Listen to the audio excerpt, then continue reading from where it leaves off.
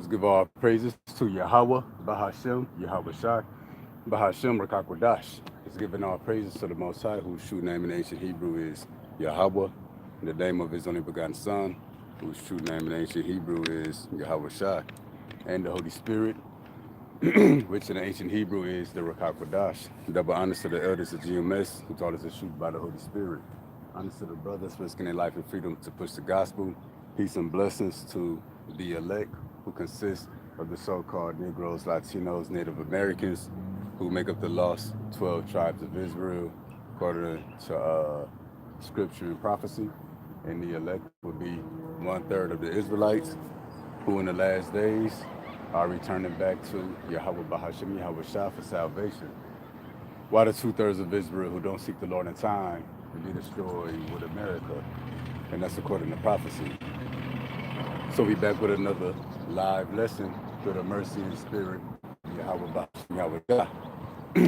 And today's lesson is titled The Prophecy of Ethan, the Ezrahite, aka the book of Psalms, chapter 89.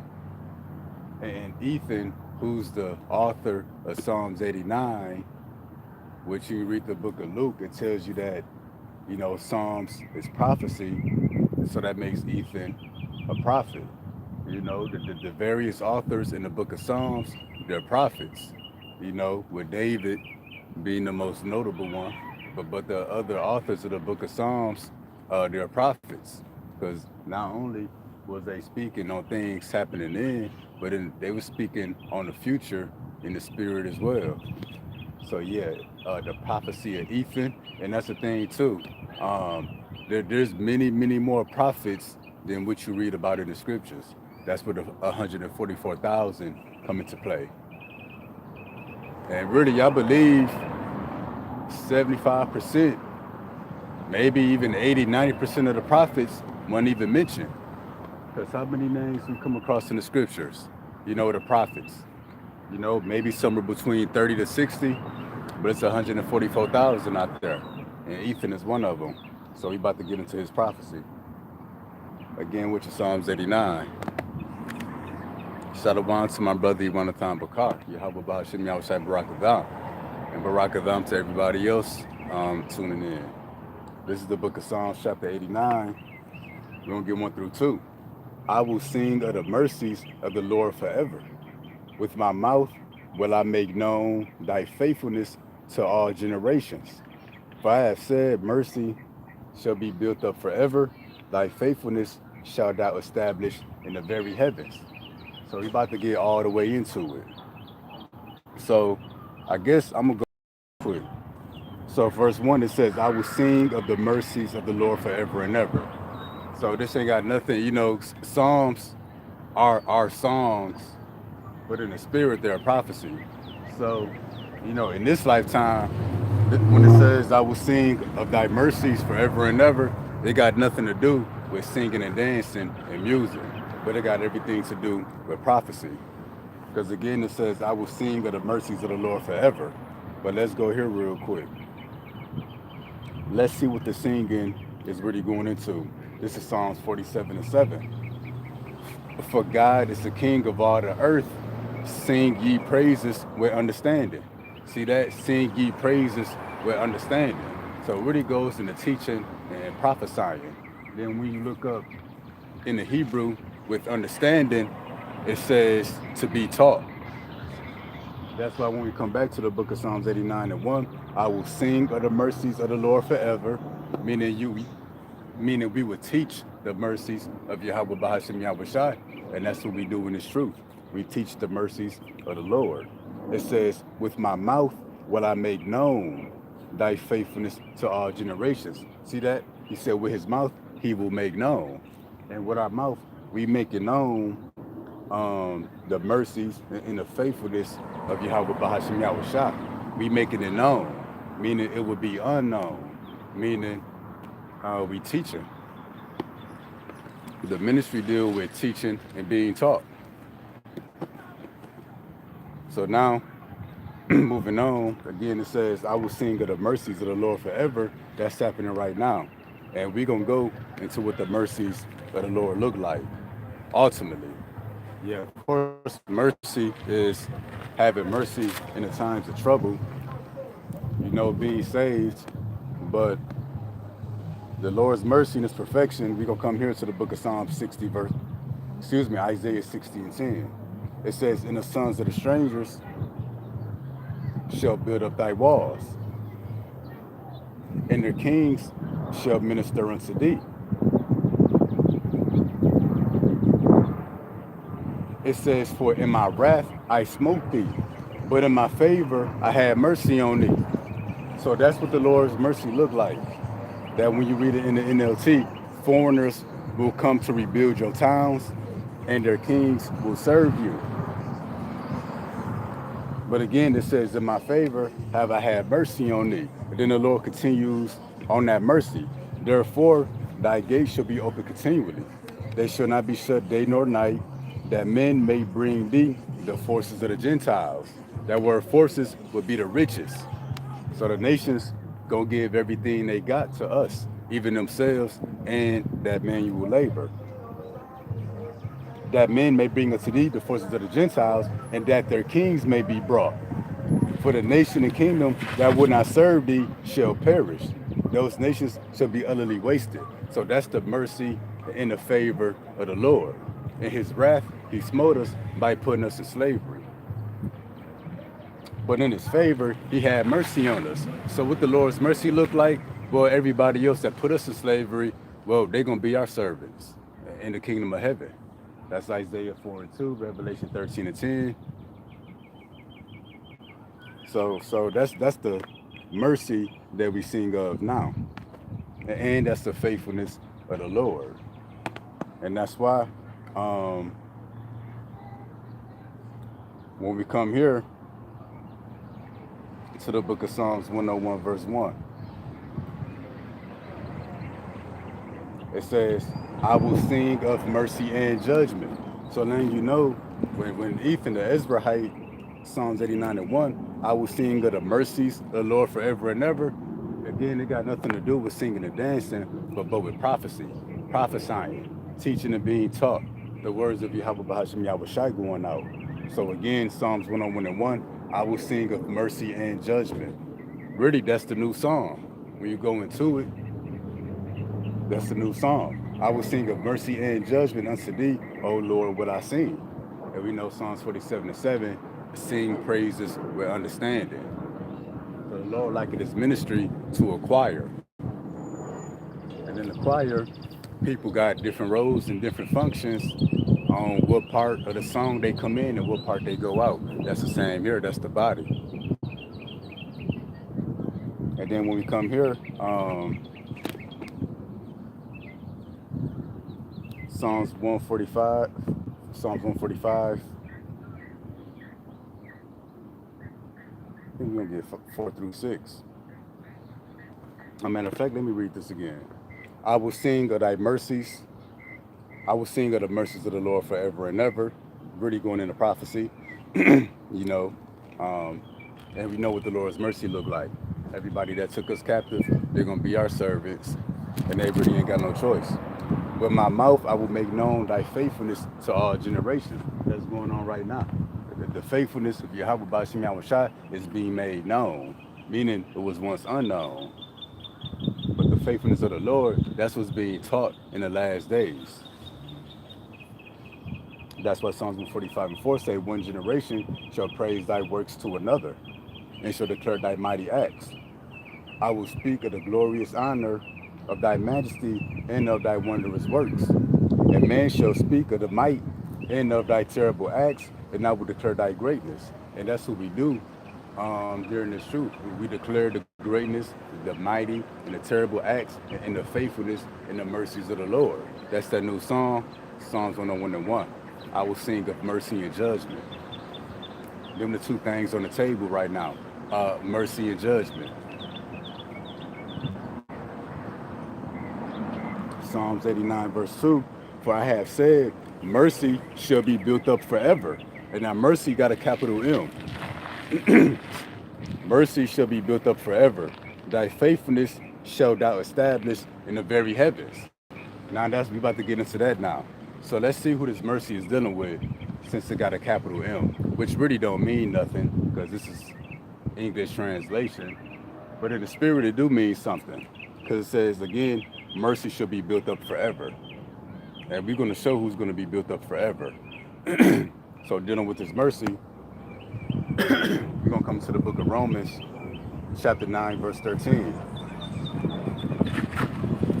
Romans 9 and 13, as it is written, Jacob have I loved, but Esau have I hated.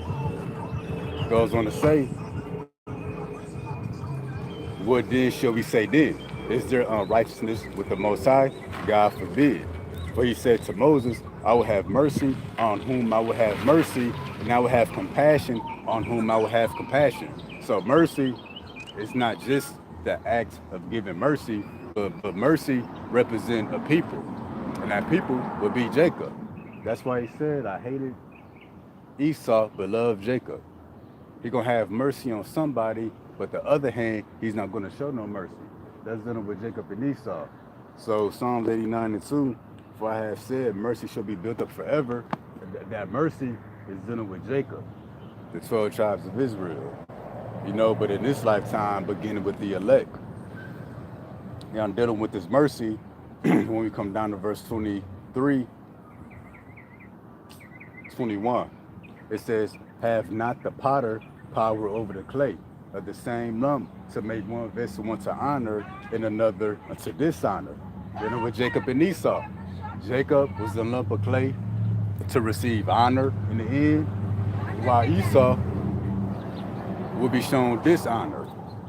It says, what if God wanted to show his wrath and to make his power known, endure with much long suffering, the vessels of wrath fitted to destruction. How you doing? All right. And the vessels of wrath fitted for destruction would be Esau, Edom, the so-called white man, who's the vessel that the Lord would show his wrath through. And then after the Lord is done pouring out his wrath through that vessel Esau will be destroyed. And Esau ain't nothing but a throwaway weapon. How you got dirty pistols, you know, they do some dirt with the pistol, then they throw it out. That's Esau. Esau a throwaway. And then look at this. It says that he might make known the riches of his glory on the vessels of mercy. And we those vessels of mercy, Psalms 89 and 2, for I have said mercy shall be built up forever. So we that mercy that's going to be built up forever, beginning with the elect. And then the 2/3 of Israel when they reborn into the kingdom through the elect. And that he might make known the riches of his glory on the vessels of mercy, which he had afore prepared unto glory. So the glory will be, the glory, that was the lot of our inheritance from the beginning. This was all planned out from the beginning. You know, that mercy and that the honor will fall on Jacob.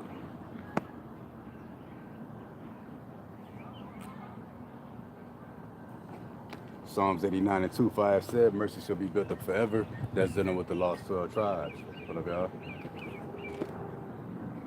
And then look at this. It say, thy faithfulness shall thou establish in the very heavens. So we're going to go into that. Thy faithfulness shall thou establish in the very heavens. You know, what is that going into? Well, let's go here. This is the book of Hebrews. Matter of fact, I might need to look up this word.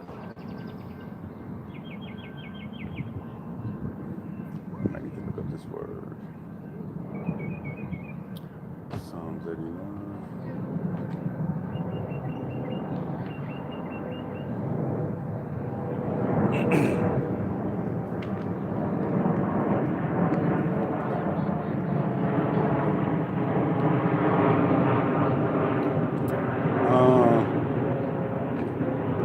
Faithfulness, okay. So we're going to jump to the book of Hebrews chapter 8. We're going to start at verse 10. And in fact, we're going to start at verse 8.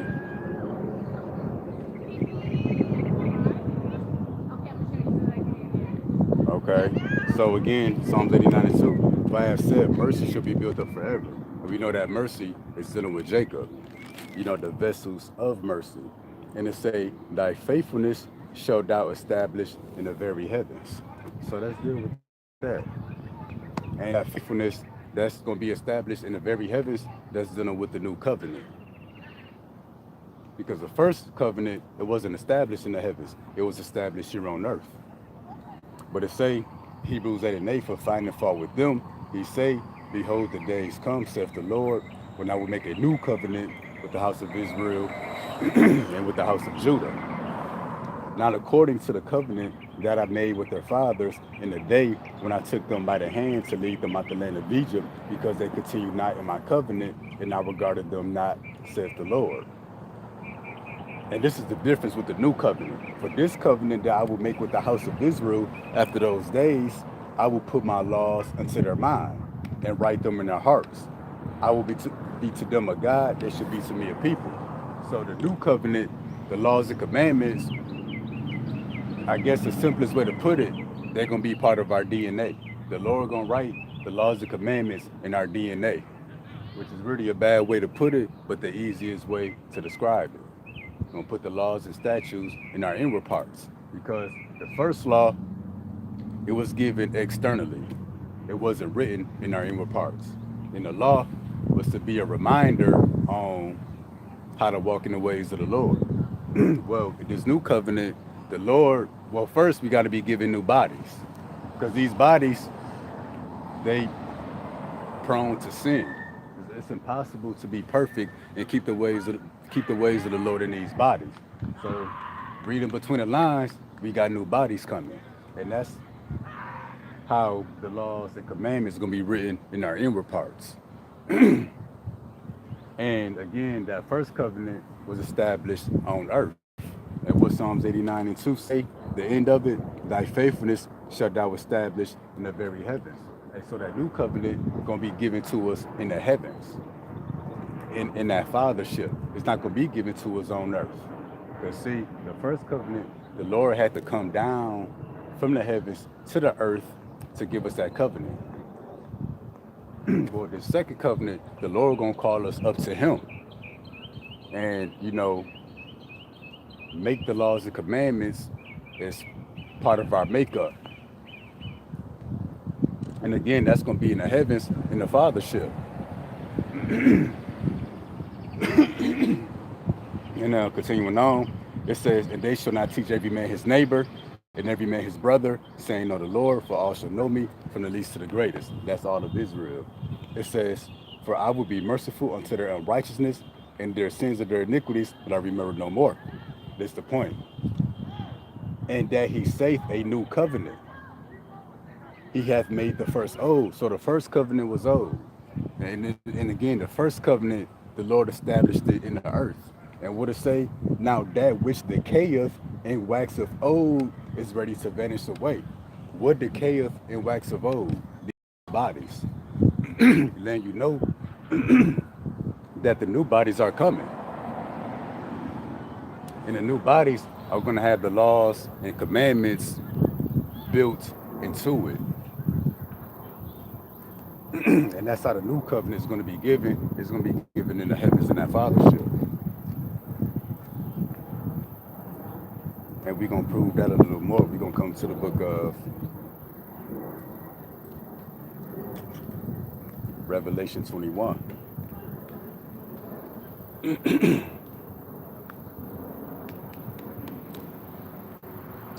Phone moving slow.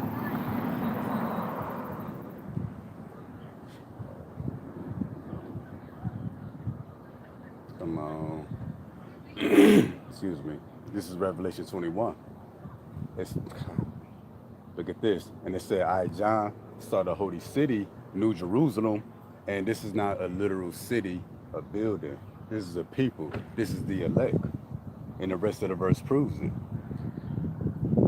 I, John, saw the holy city, New Jerusalem, coming down from God out of heaven, prepared as a bride adorned for her husband. So the New Jerusalem is a bride. Then what it say? Adorned for her husband. What's the adorning? Adorning goes into preparing something, making something beautiful. And how are we going to be adorned? By the Lord putting the laws and commandments in our inward parts. That goes into the marriage. And that's the new covenant.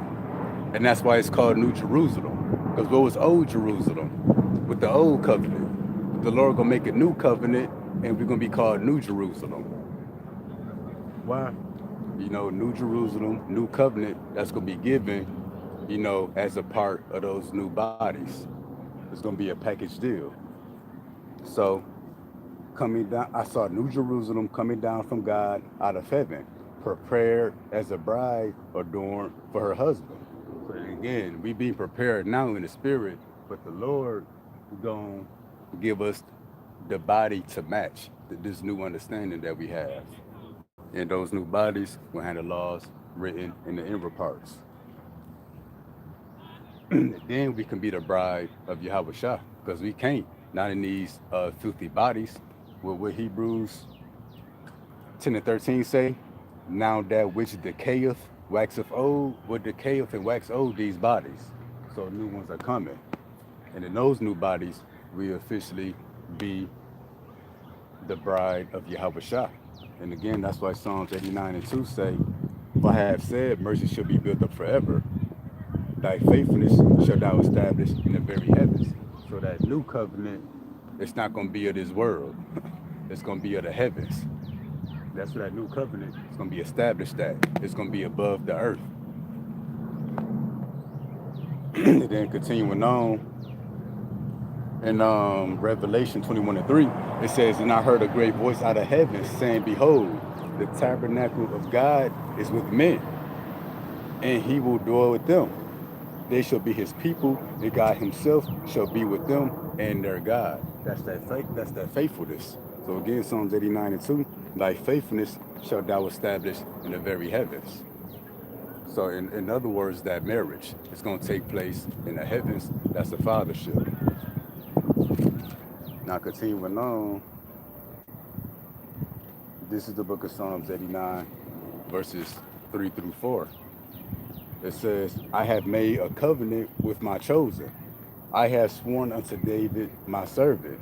Thy seed will I establish forever and build up thy throne to all generations. See that? I have made a covenant with my chosen. But we know who the chosen is based off the previous scripture. It's Jacob. But we just gonna prove it. Who the chosen is.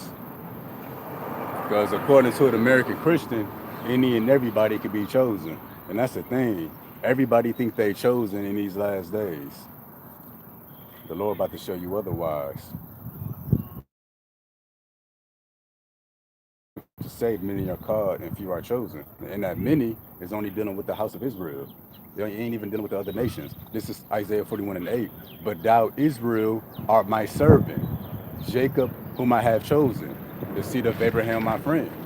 So, Psalm 89 and 3, I have made a covenant with my chosen. That's dealing with the children of Jacob.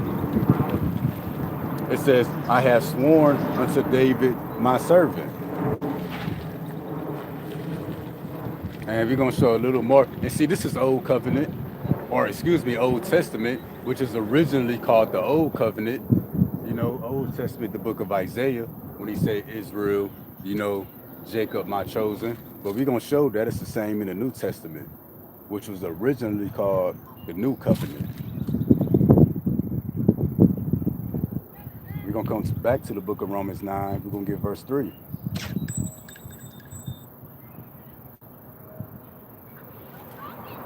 And it says, for I could wish that myself were accursed from Mashiach, who today say Christ. It says, for my brethren, my kinsmen, according to the flesh. So this is dealing with a bloodline, a nation of people. It says, who are Israelites? See that? To whom pertaineth the adoption. The adoption is only for the Israelites. It says, and the glory, look at this, and the covenants. Covenants with an S, plural, meaning more than one. Old covenant, new covenant. It pertaineth to the Israelites. And the giving of the law, and the services of the Most High, and the promises. The promises are for the Israelites. Not for the other people, never have been, never will be. So again, back to the book of Psalms. 80:93, I have made a covenant with my chosen. You know, the covenant, old and new, pertains to the Israelites, and we know the chosen would be the children of Jacob. You know, his servant Israel. Goes on to say, Psalms 89:3, I've made a covenant with my chosen. I have sworn unto David, my servant. So the servant wouldn't just be David, but it would be the house of David. Because David is a household name. Really a family when you go into it. And we're going to get this real quick.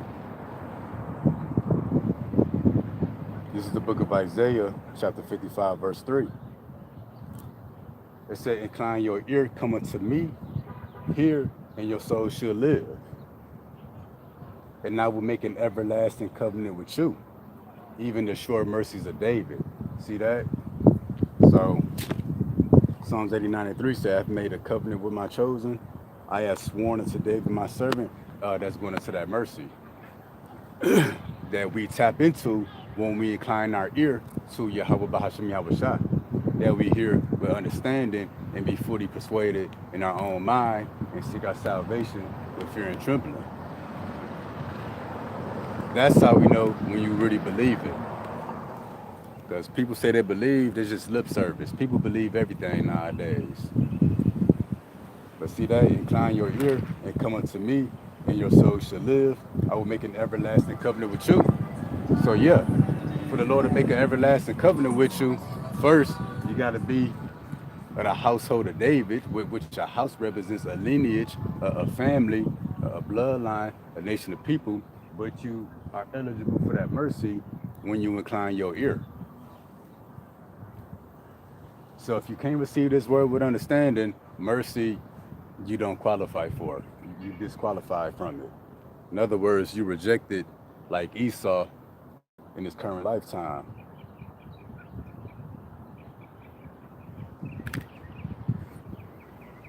Then we're going to continue. This is the book of Psalms 89:4.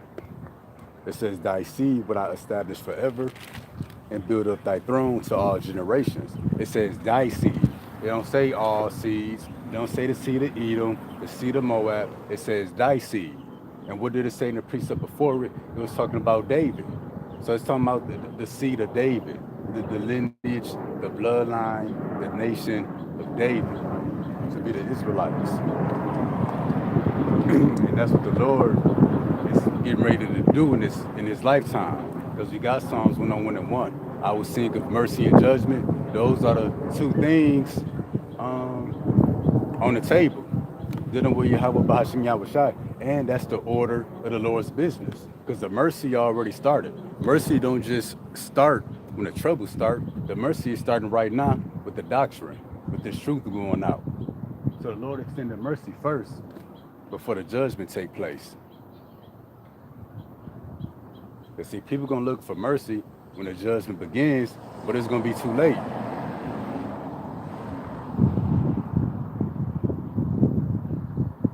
So yeah, let me get Psalms 89:4 again. Thy seed will I establish forever and build up thy throne to all generations. Christian will read this and think it's talking about any and everybody. But we're gonna show whose seed is gonna be established and whose throne is gonna be built up forever. So we're gonna come to the book of Psalms 61. It looked like you're gonna get 8 through 9.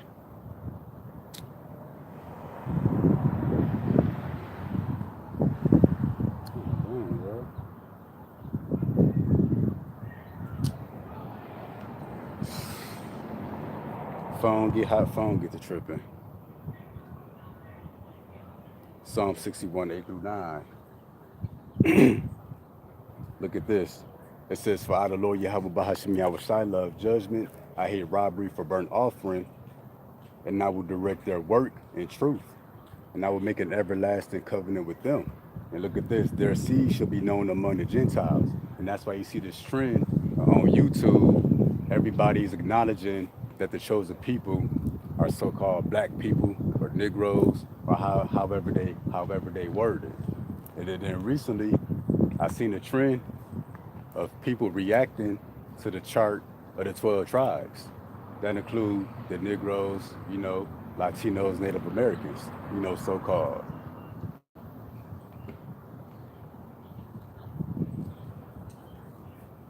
So this is the beginning of our seed being known among the Gentiles. And when you read, I believe, Isaiah maybe 62, one of the latter books of Isaiah, it says, the light of the Lord will shine on us. Then it say what the Gentiles will come to. That light being the understanding. Before the end is made manifest, before the destruction and the salvation, our people will understand who the true people are. Their seed shall be known among the Gentiles, and their offspring among the people. All that seed them. You see that? Them two different peoples. You got the promised seed, then you got the Gentiles. Then you know everybody else outside of Jacob is excluded. Their seed shall be known among the Gentiles, and their offspring among the people. All that see them shall acknowledge them. And that's happening now. You got all kind of white people bent out of shape, acknowledging who the chosen people are. Some are more humble and accepting of it. Some are just, spreading information. But that's them acknowledging, that's that acknowledgement that they are the seed which the Lord hath blessed. So among all the nations is one seed who will be blessed of the Most High, receiving those promises. And that would be the seed of Jacob. I think the phone all right.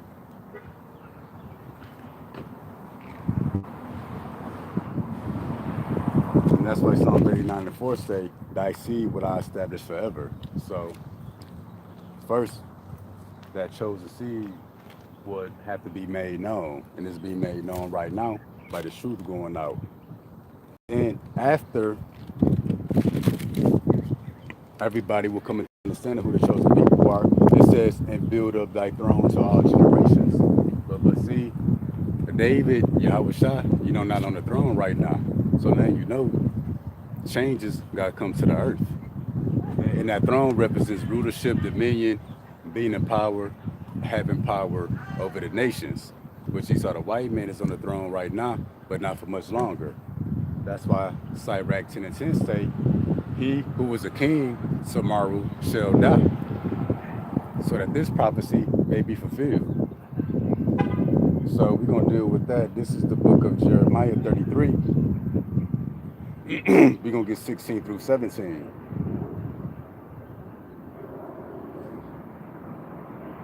And to say, being straight to the point,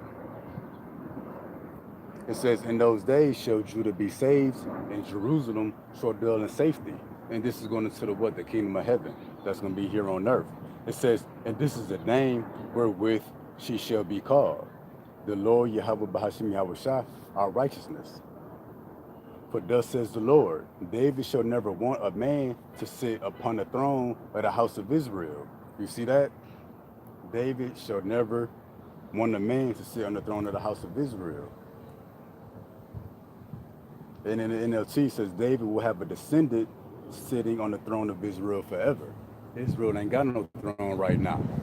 But then that this current kingdom, the Lord gonna bring an end to it. And that's what the scripture say, 2 Ezra 6 and 9. Esau is the end of the world, and Jacob is the beginning of it that followeth.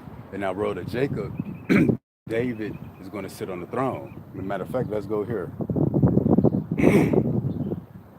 This is the book of Amos, I believe, 1 and 10, 1 and 11.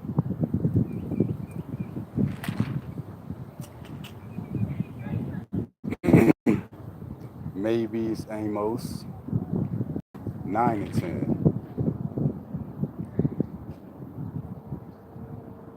9 and 11. It says, in that day I will raise up the tabernacle of David. This is the house of David, the elect. That's happening right now. It says that it's fallen, going to the valley of dry bones, those who walk in darkness, the congregation of the dead, we being raised up in the mind. It says, and close up the breaches thereof.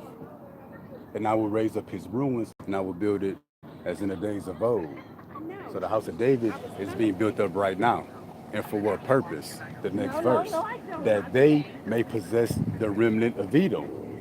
And of all the heathen, which are called by my name, said the Lord Yahweh Bahashim Yahushai, that do of this. You see that? The Lord is raising up the house of David to receive the nations as his inheritance. Then that's the book of Psalms chapter 2. I'm going to go there real quick. This is the book of Psalms chapter 2, which I'm probably going to start, yeah, start at verse 8. Ask of me, and I shall give thee the heathen for thine inheritance, and the uttermost parts of the earth for thy possession. Now this is first, dealing with Yahweh Shai. But we're going to be what? Joint heirs to Yahweh Shai's kingdom.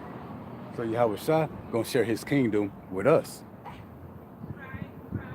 You know, we're going to inherit, but Yahweh Shai, he's going to rule over all.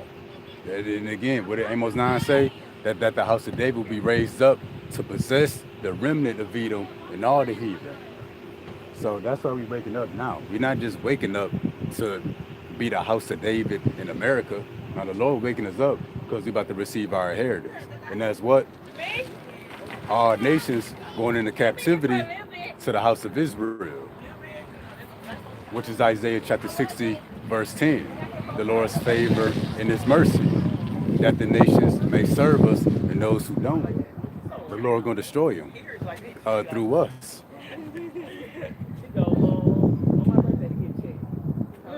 So continuing on, this is the book of Psalms chapter 89, verse 5. It says, and the heavens shall praise thy wonders, O Yahweh Bahashim Yahushua, thy faithfulness also in the congregation of the saints. See that? The heavens shall praise thy wonders and thy faithfulness in the congregation of the saints.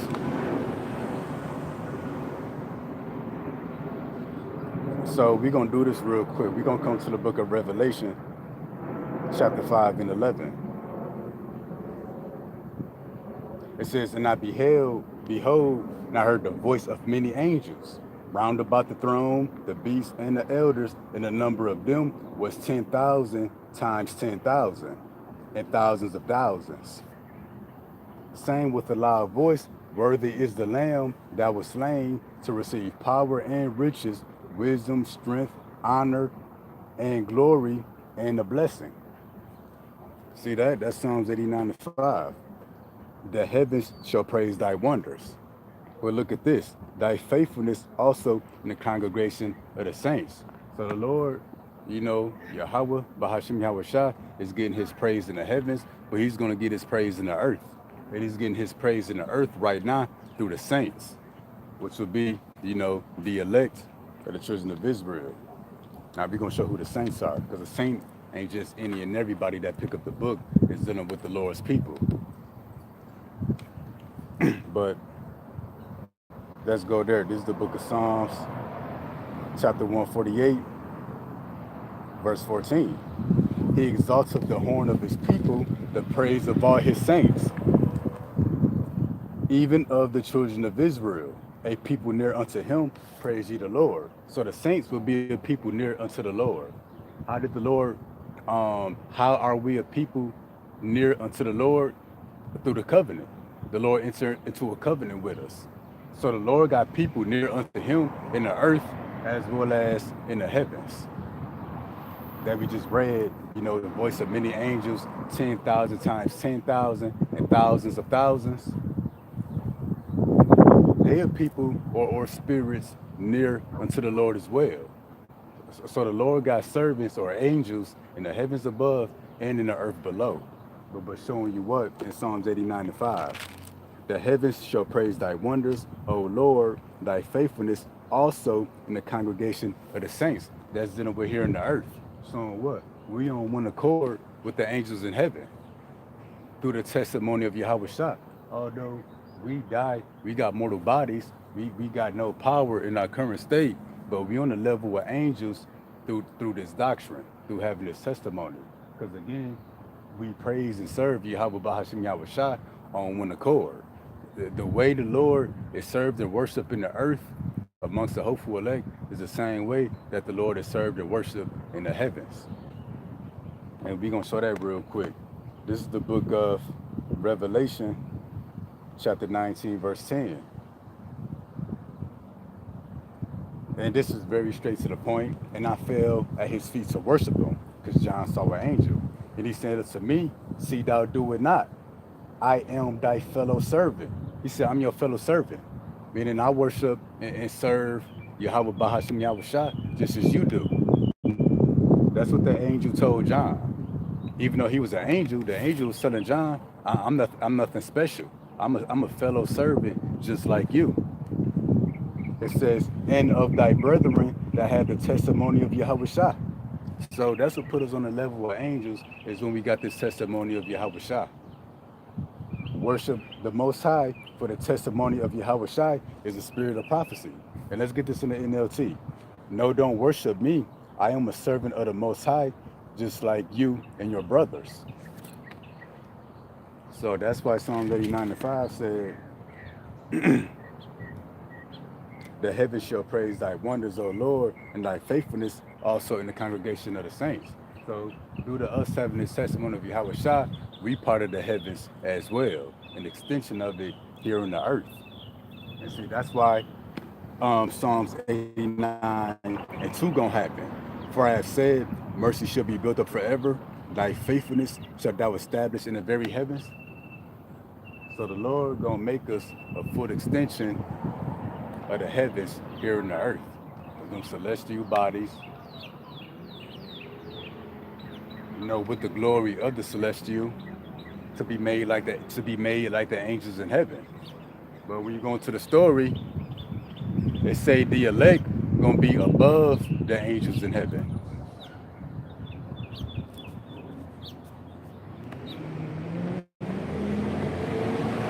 Under Yahushua.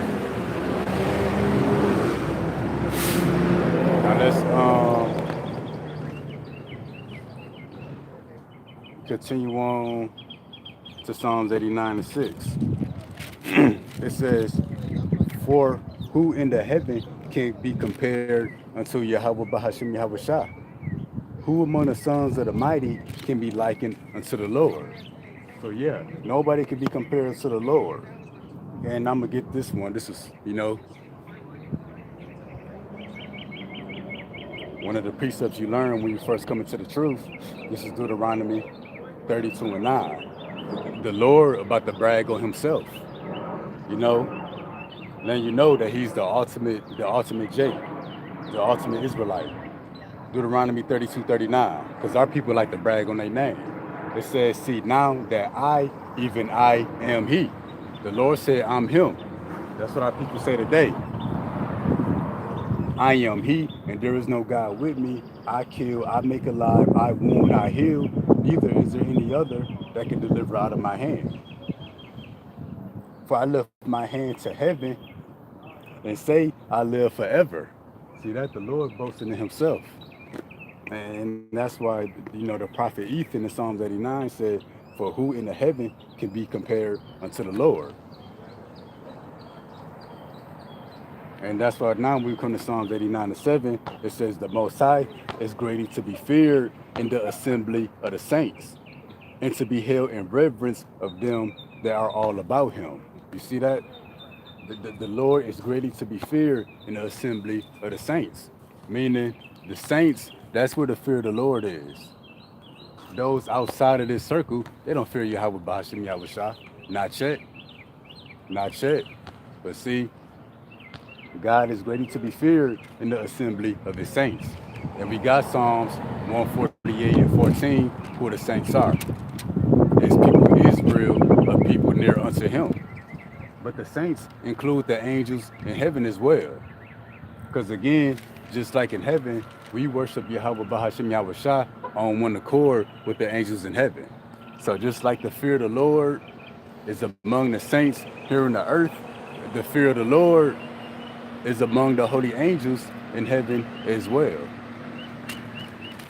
Letting you know that we on one accord, that we on the level of understanding as the holy angels. And that's why when we come here to the book of Second Ezra, we're going to come to chapter 8.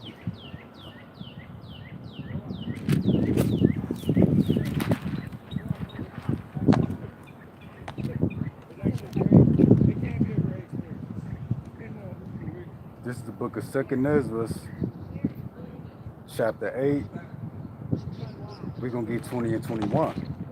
And again, this is more in the boasting of the Lord. It says, O Lord, that dwellest in everlastingness, which beholdest from above the things in heaven and in the air. You see that? From above beholdest the things in heaven and the things in the air. So the things in the air, dealing with the sun, the stars, the planets, and above that would be the heavens. But what it say? It says from above the Lord looks down on them both. So the Lord sits above, the things in the air and above the heavens themselves. Get that again. Thou that dwellest in everlastingness, which beholdest from above the things in heaven and in the air, whose throne is inestimable. Meaning what? The Lord, his power, his jurisdiction is limitless. That's his throne being inestimable. Meaning you can't put no limit, you can't put no boundaries on it. Meaning what?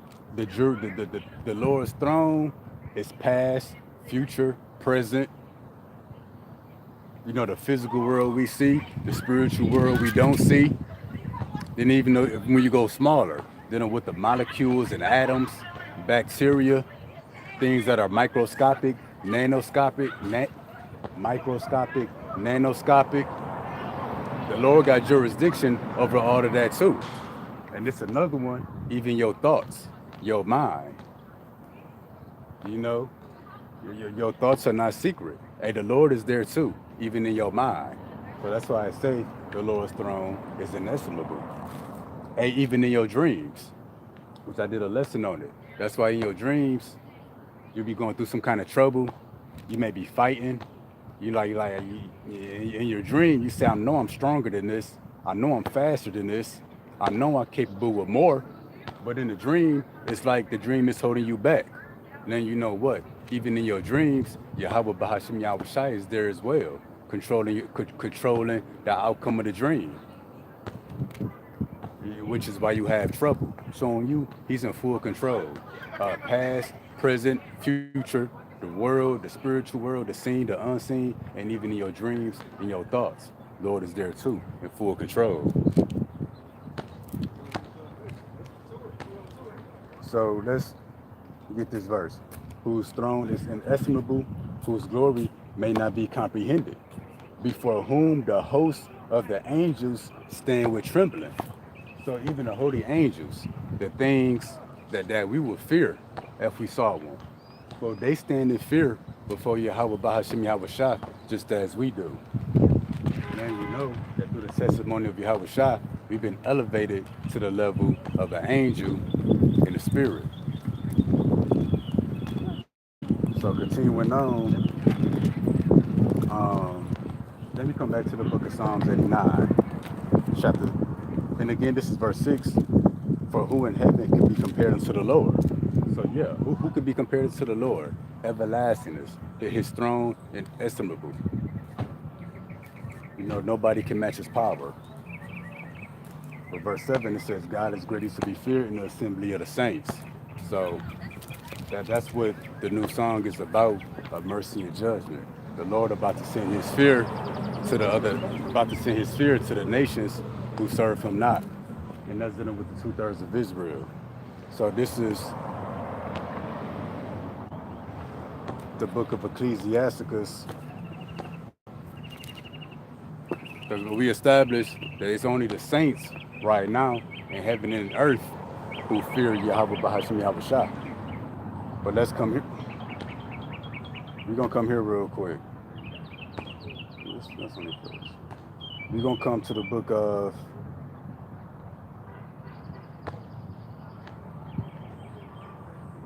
oh my goodness. Ecclesiasticus 36. We're going to start at verse 1. It says, have mercy upon us, O Lord Yahweh Bahashim Yahushai, God of all, and behold us, and send thy fear upon all the nations that seek not after thee. And the Lord gonna send his fear among the, to the nations, um,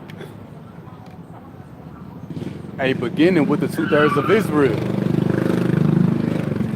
who judgment is going to begin with in First Peter the 4th chapter. But ultimately, the Lord is sending judgment in the earth for the visitation of Esau.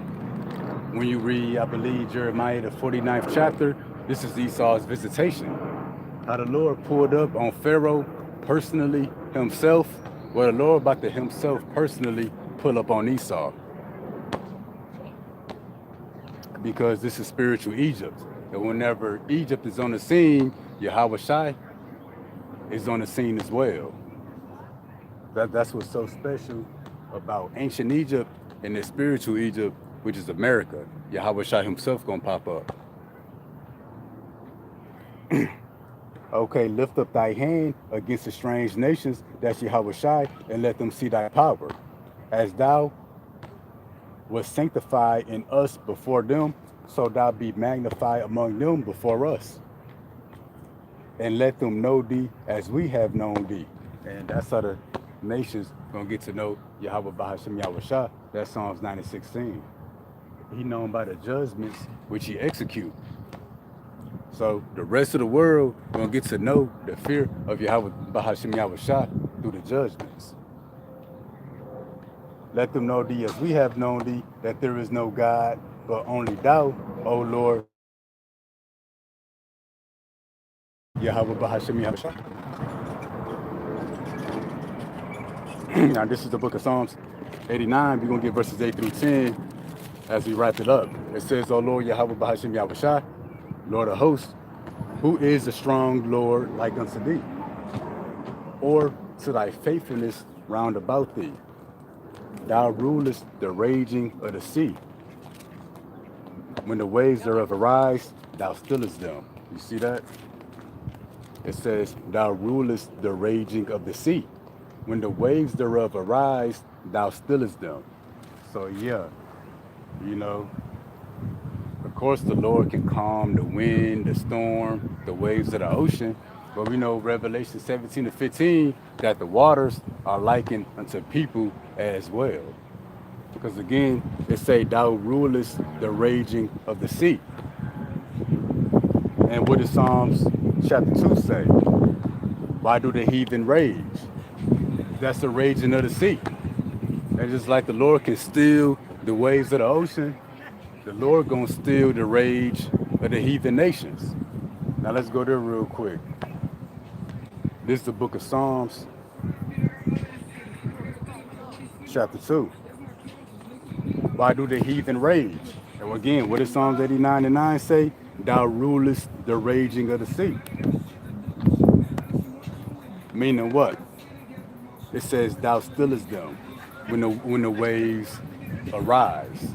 And when the heathen nation rise up against the Lord's people, the Lord gonna still them as well. Why do the heathen rage and the people imagine a vain thing? The kings of the earth set themselves, and the rulers take counsel together against the Lord and against his anointed, saying, let us break their bands asunder and cast away their cords from us. He that sitteth in the heavens shall laugh. The Lord shall have them in derision. That's the Lord stilling the waves of the sea. Just like he's going to do away with the raging of the heathen. Let me go here. This is the book of Psalms 124.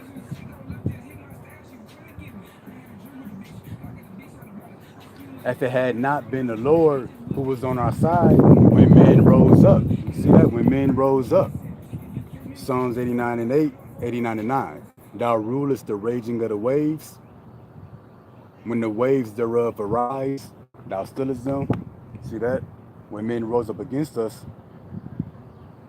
then they had startled us up quick when the wrath was against us. Then the waters had overwhelmed us. The stream had gone over our soul. Then the proud waters had gone over our soul. The proud waters would be the proud nations who proudly rose up against the Lord's chosen people, beginning with the most proud, Esau, Edom, the so-called white man, when you read Psalms 83, and Amos 1, and Ezekiel 35.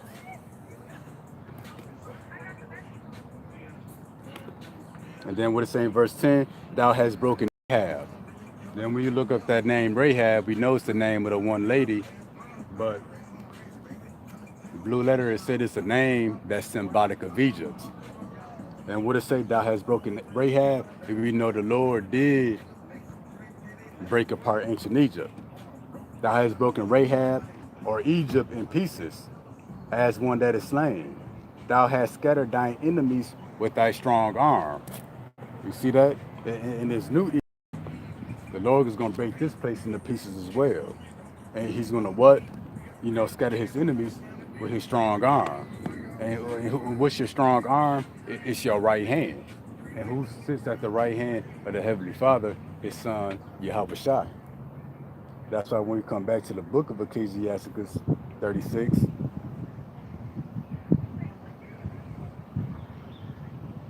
I'm going to hit verse 6. Show new signs and make other strange wonders. Glorify thy hand and thy right arm, that they may set forth thy wondrous works. Those wondrous works consist of what?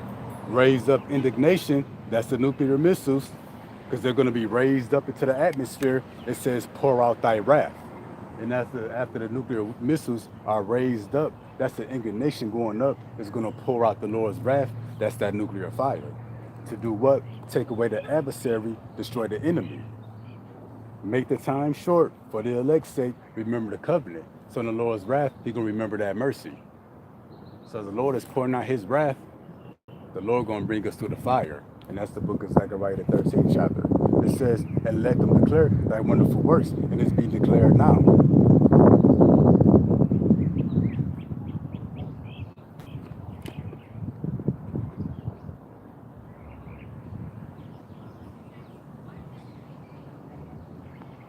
So I'm going to get this again, Psalms 89, 8 through 10.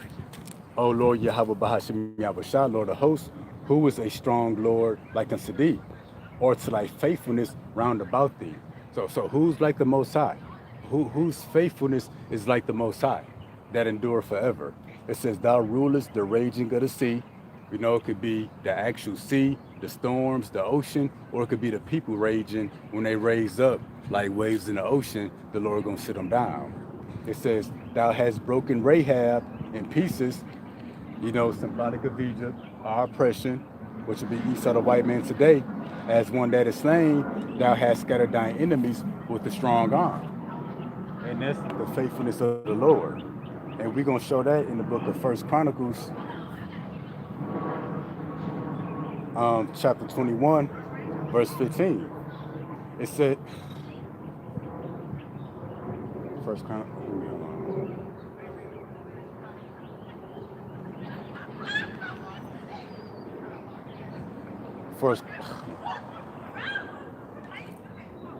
First Chronicles 21 and 15. It says, and God sent, hold on.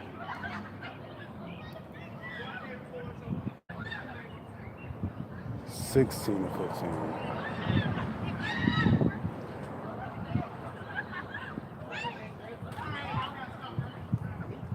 So, First Chronicles 16 and 15, going into the faithfulness of the Lord. Be mindful always of his covenant, the word which he commanded to 1,000 generations, even the covenant which he made with Abraham and his oath unto Isaac,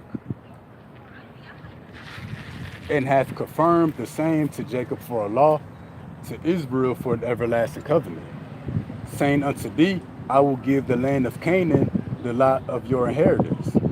When you were but a few in it, and strangers in it, and when they went from nation to nation, and from one kingdom to another people, he suffered no man to do them wrong. Yet he reproved kings for their sake, saying, touch not mine anointed, and do my prophets no harm. Sing unto the Lord, Yahweh Bahashim Yahushua, all the earth show forth from day to day his salvation. So yeah, the Lord reproved kings for our sake. For our sake and his faithfulness in the covenant that he made with our forefathers, he removed entire nations of people from the land. The Lord allowed us to overthrow all the kings of the earth. During the time of Joshua, during the time of David, all nations, and especially Esau, the white man, was made tributaries to Israel. Israel had a golden age under King David, but especially under King Solomon. So the Lord killed people, moved nations of people, give you the victory over people, make people your servants, all for the sake of his people. And then that's Matthew 24, that the Lord even gonna shorten the time. He's even speeding up the days for his elect's sake. So again, Psalms 89 and 8, O Lord of hosts, who is a strong Lord like unto thee? Or to thy faithfulness round about thee. And the faithfulness round about the Lord will be dealing with the elect. And so the Lord will do it all for his people Israel, beginning with the elect. So that's why you see Israel look like Gaza now. Iran putting a whooping on Israel, on America, destroy all those American military bases over there. Yeah, it's judgment against Edom. It's judgment on the great whore, but for whose sake? Who's going to benefit from all the destruction and all of the plagues that's coming to the earth? The elect. So this is all for the sake of his people. When those missiles are shot and hundreds of billions of people are melted away in an instant, who's going to benefit from that? His saints, his people Israel, beginning with the elect. When people starving to death, when wild animals eating up folks, when people eating each other, when the blackout happened, when that Ebola or the Marburg come to America, that's all. The Lord is doing all that for the sake of his people Israel, beginning with the elect. So let's get this again. O Lord of hosts, who is a strong Lord like unto thee, or to thy faithfulness round about? Thou rulest the raging of the sea, when the waves thereof arise, thou stillest them. Thou hast broken Rahab in pieces as one that is slain. Thou hast scattered thine enemies with thy strong arm. So the Lord has always showed out for his people, but he's really about to show out here at the end for his people once again. Shalom to daughter Yahweh, and shalom to the brother Eddie Scott. Good to see you again. And it's good to see, all the believers who fear and believe on Yahweh Bahashim Yahushua. But that's it for the prophecy of Ethan, the Ezrahite. We should be out tomorrow, Lord willing. So, peace and blessings to the elect. Honor to the brothers, risking their life and freedom to push the gospel. Double honors to the elders and apostles. And all praises to Yahweh Bahashim, Yahweh Shai, Bahashim, Bakakwadash. And until tomorrow, Lord willing, Shalom.